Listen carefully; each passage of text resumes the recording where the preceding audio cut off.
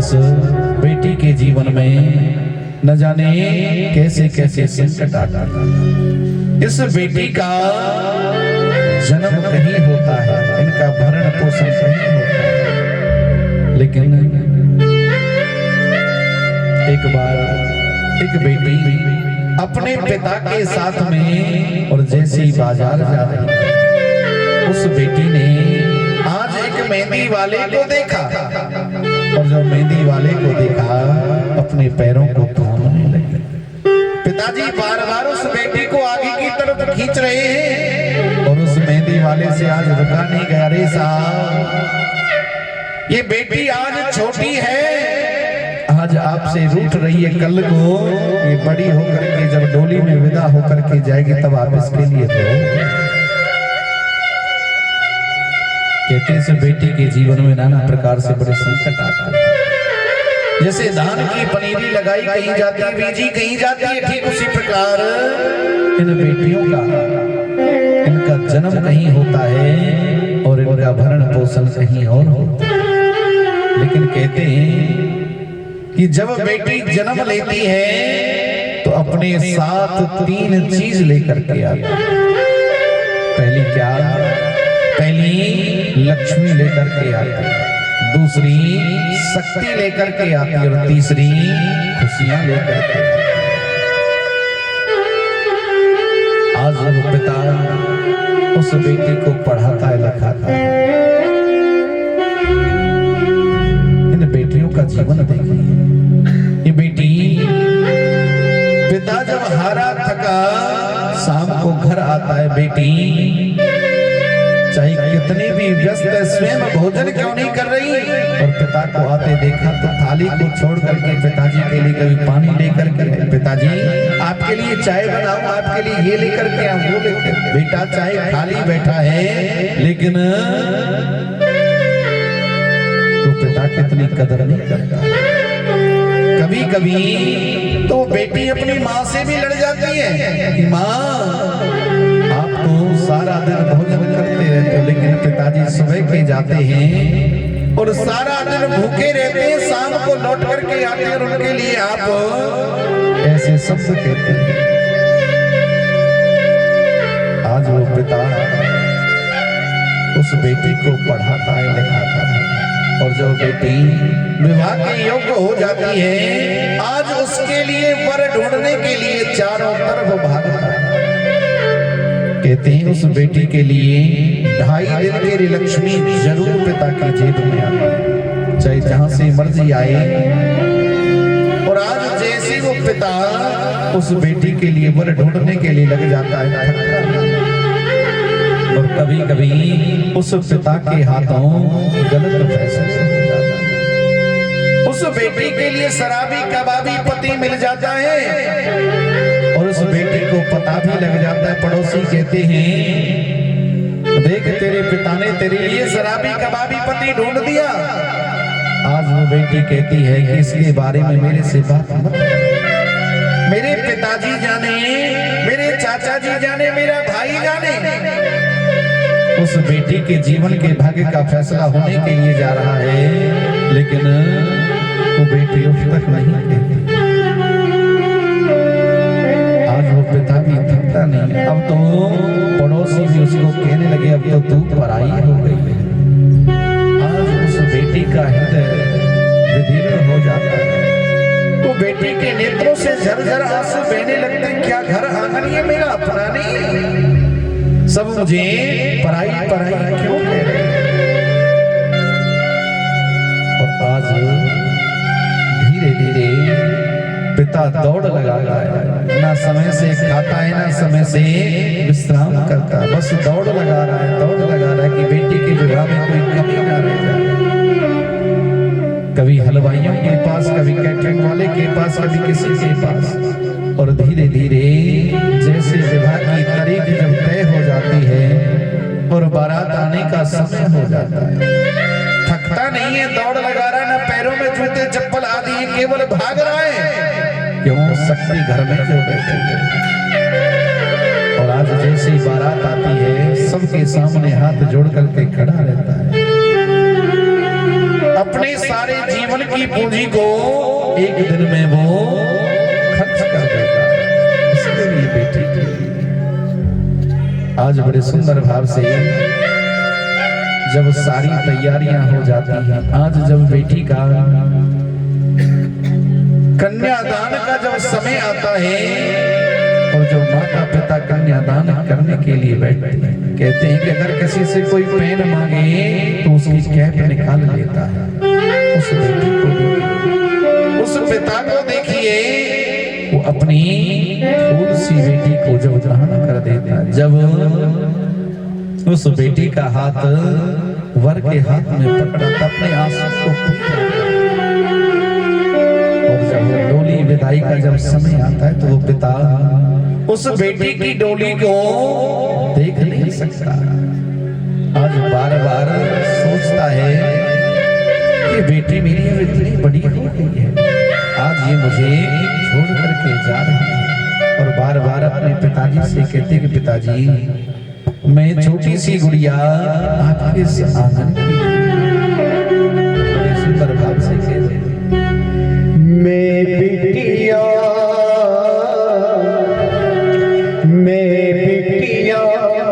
तेरे आंगन की, मैं गुड़िया मैं बिटिया तेरे आंगन की, जाऊंगी बैठे डोली साजन की, मैं बिटिया तेरी मैं गुड़िया तेरी मैं बिटिया तेरी आंगन की, जाऊंगी बैठे डोली साजन की,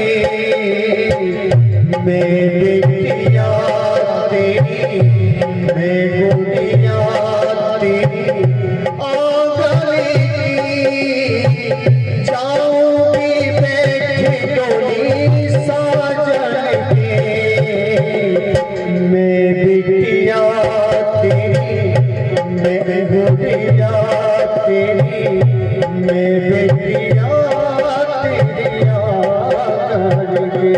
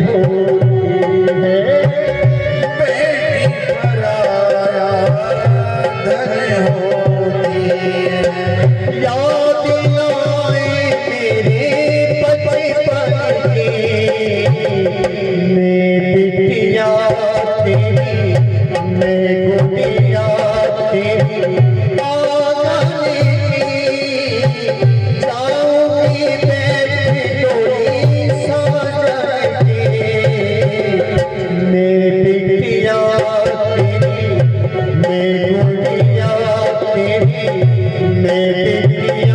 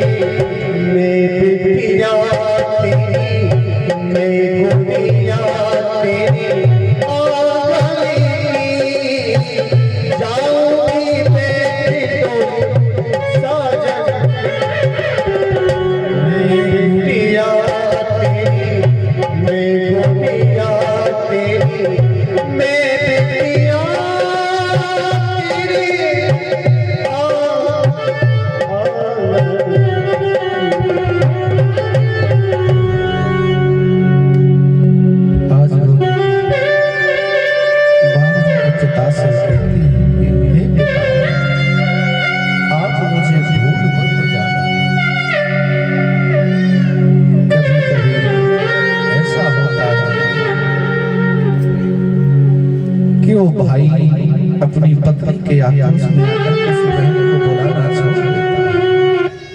वो बार-बार यही विनती करती भैया अगर मुझसे कोई अपराध हो जाए तो क्षमा कर देना। और आज वो पिता उस बेटी की डोली को देख नहीं सकता, अंधेरे कमरे में अकेले कमरे में जाता है और आज अपने आंसुओं को रोक नहीं पाता और आज फूट फूट करके रोता है। अगर कोई टेंट वाला कोई कैटरिंग वाला आए और आज कहेगी अरे साहब हमारा हिसाब कर दीजिए, तो पिता कहता है कि भैया अभी 2-4 दिन बाद आना, अभी मेरी वो सामर्थ्य नहीं कि मैं किसी से बात कर सकता। ऐसा नहीं है कि अकेला वो पिता ही रोता है, माँ भी रोती है और एक सबसे ज्यादा रोता है वो है उसका अपना भाई। सभी कहते रे पगले तू क्यों रोता है, तू तो इतना लड़ता था झगड़ता था। भाई बहन के ऊपर हाथ उठा लेता है लेकिन बहन का हाथ कभी भाई के ऊपर नहीं उठता। आज वो भाई कहता है कि सारी गलती मेरी हुआ करती थी, लेकिन जैसे मैं शाम को घर आता तो बहन सबसे पहले थाली परोस करके मुझे आज उसके लिए रोता। मेरे इतने करने के बावजूद भी वो बहन मेरी सारी गलतियों को भुला देती। और ये बेटियां होती थी ऐसे, चाहे इनको कोई कितना भी सताए मर के कुट के ये अपने जीवन को गुजार जाती, लेकिन कभी उफ तक नहीं कहती। आज रिश्तेदार भी कहते भैया देखो अब जाना चाहिए, अब मन नहीं लग रहा, क्योंकि जब तक बेटी घर में थी तब तक बड़ी खुशियां मनाई जा रही थी, लेकिन आज जैसी बेटी चली गई तो खुशियों को भी वो साथ ले गई। आज बड़े सुंदर भाव से श्री सुखदेव जी महाराज राजा परीक्षित को जब ग्रहण करा रहे हैं, इधर 9वें स्कंद के अंदर श्री सुखदेव जी महाराज कहते परीक्षित भगवान के अवतार तो 24 ही वंदनीय है, लेकिन मानव चरित्र से ज्यादा जुड़े हुए केवल 2 ही अवतार हैं। राम कृष्ण दो